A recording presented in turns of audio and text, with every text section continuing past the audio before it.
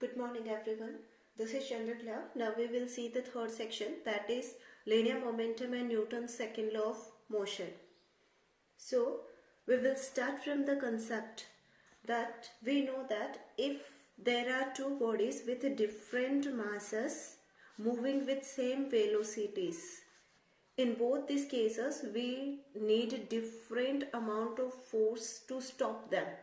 That means obviously if the mass of first body is more, then we have to apply force more in this case as compared to this case.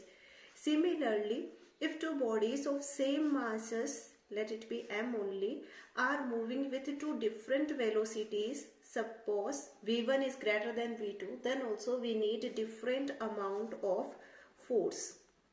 Okay, that means to stop any body we actually need different amount of force based on mass and velocity. So the product of this mass and velocity is known as linear momentum, which is actually our first topic. Linear momentum. Product of linear momentum is represented by P. So product of mass and velocity is known as linear momentum. M for mass, V for velocity. As here we can see that it will be a vector quantity, since mass is a scalar quantity but velocity is a vector quantity. So linear momentum is also a vector quantity and its direction will be in the direction of velocity, obviously, because mass is not having any direction. That means ultimately the linear momentum will have the direction of velocity. Okay, and about SI unit and CGS unit, we can see here. SI unit, for mass we know it will be kilogram, and for velocity it will be meter per second. Similarly for CGS unit, for mass it will be gram, and for it will be centimeter per second, because for time it will be second anyway in any system. So it is gram centimeter per second. But most importantly we have to remember this one. Even no need of remembering, just we will remember the formula.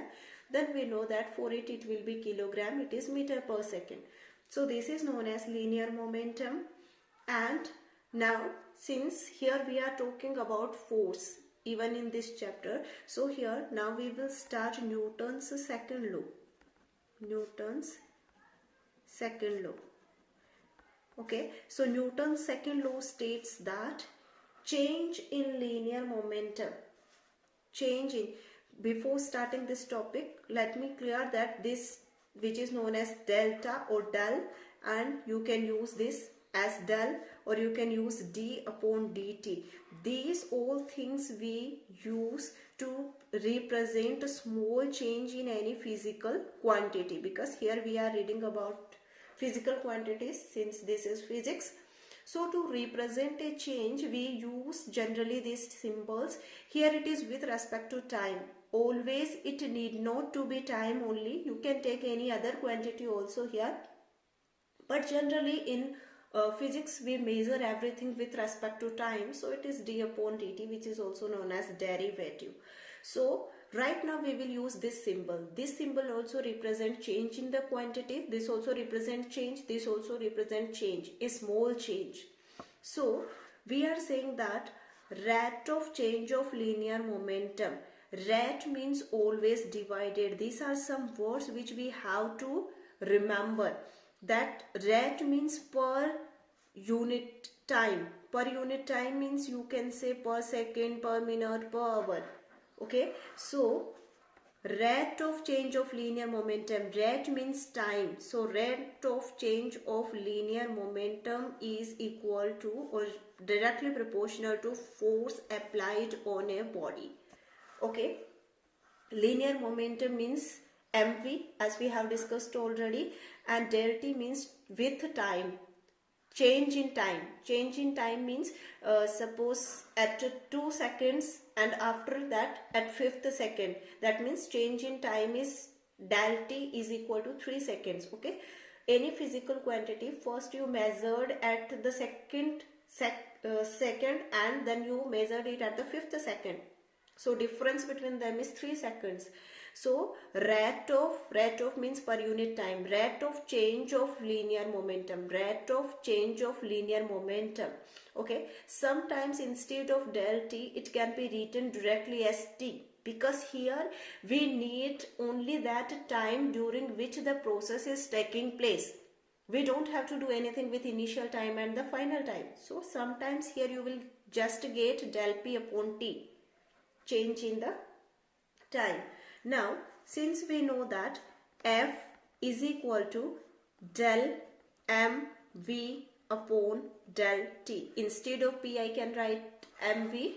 So now since we know that mass is constant quantity for a body, so this del which is representing change, that change will not be applicable for mass because mass is constant, but it will be applicable for velocity upon del t. Now you see del v represents change in velocity per unit time. Rate of means per unit time. So change in velocity is equal to acceleration, that we have seen. Acceleration is change in velocity, final velocity minus initial velocity upon time.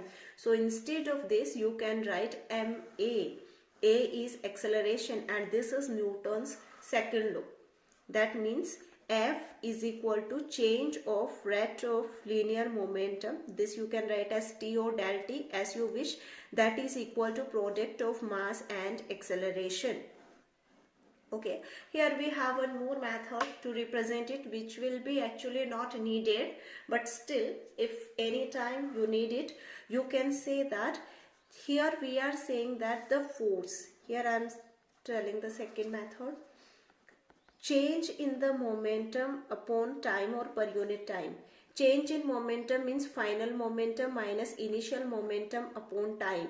We know that P is equal to mv. So if the final velocity is capital V and the initial velocity is u, then for final momentum you can write m into v, because v is the final velocity, minus p mu upon t. So here if m you can take constant, because m will be constant, so you can take it common, v minus u upon t. And again you see here v minus u upon t represents acceleration, so it is ma. So that means we have two methods. You can use this one, you can use this one.